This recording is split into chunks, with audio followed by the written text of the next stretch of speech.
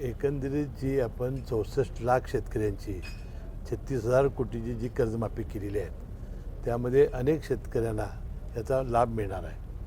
ज्यांची 2 लाख रुपयेपर्यंतची थकबाकी आहे त्यांनाही कर्जमाफी मिळणार आहे आणि जे नियमितपणानं 2 वर्ष 23, 24, 24, 25 ही जी नियमित भरणारी 2 वर्ष आहेत 3 वर्षापैकी ज्यांनी थकबाकी भरली असेल, नियमित कर्ज भरले असेल त्याला 50,000 प्रोत्साहन अनुदान देणार आहे. आता यामधील काही गोष्टी शेतकऱ्यांचे राहून गेल्या असतील त्या निश्चितपणानं मंत्रिमंडळाच्या बैठकीत आता त्यामध्ये एक असं होतं की शेतकरी मृत झाला असेल या दरम्यान तर मग त्याची ID ती फार्मर ID होत नाही ॲग्रीस्टेक, तर त्याचं काय करायचं? किंवा सगळ्या भावांनी मिळून वडिलांच्या नावावर जमीन आहे खरं भावांनी एकट्याच्या नावावर कर्ज काढलं, 7/12 त्याच्या नावावर नसल्यामुळं ते ॲग्रीस्टेक होत नाही. अशा ज्या किरकोळ ज्या बाबी आहेत त्या मंत्रिमंडळापुढे आणल्या जातील आणि सर्व शेतकऱ्यांना याचा लाभ होईल.